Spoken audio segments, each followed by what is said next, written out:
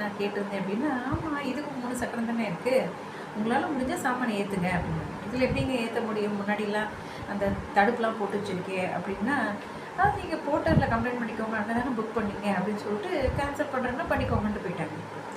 ஆனால் இதுவே உபேர்லேயோ இல்லை ஓலாலேயோ இல்லை ரேப்பிடோலேயோ ஆட்டோ புக் பண்ணுனா சில சாமான்களை எடுத்துகிட்டு போகிறதுக்காண்டி ஏற்றும் பொழுது இது பேசஞ்சர் வெஹிக்கிளுங்க, ஆட்டோவில் வந்து பேசஞ்சர் மட்டும் தான் ஏறணும், பொருட்களெல்லாம் ஏற்றக்கூடாதுன்றவாங்க.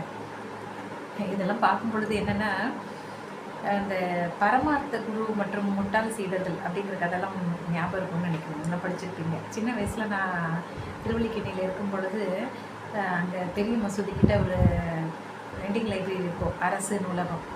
இங்கேருந்து ஆதம் மார்க்கெட்லேருந்து நடந்தே போய் ஒரு ஞாயிற்றுக்கிழமையும் போய் இந்த புத்தகங்கள்லாம் எடுத்துகிட்டு வந்து படிச்சுட்டு இருப்பாங்க.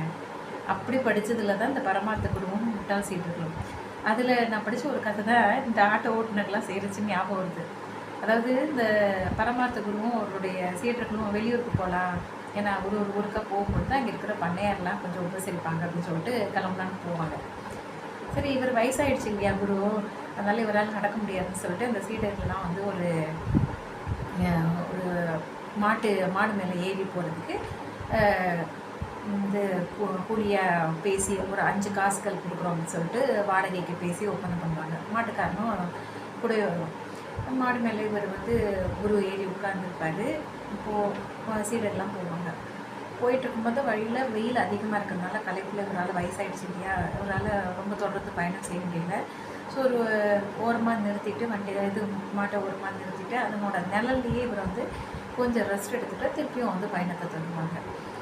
ஒரு இருட்டுறக்குள்ளே போய் சேர்ந்துடுவாங்க. அந்த ஊரில் இருக்கிறவங்களும் ஓகே, அவர் வந்து ஒரு குரு வந்திருக்கிறாரு நம்ம ஊருக்கு, சீடர்களோட வந்திருக்காங்கன்னு சொல்லிட்டு அந்த ஊர் பெரியவர் அந்த பண்ணையார்கிட்ட போய் சொல்லுவாங்க. பண்ணையாரும் இவரை உபசரிச்சு வாங்க அப்படின்னு வரவேற்பார்.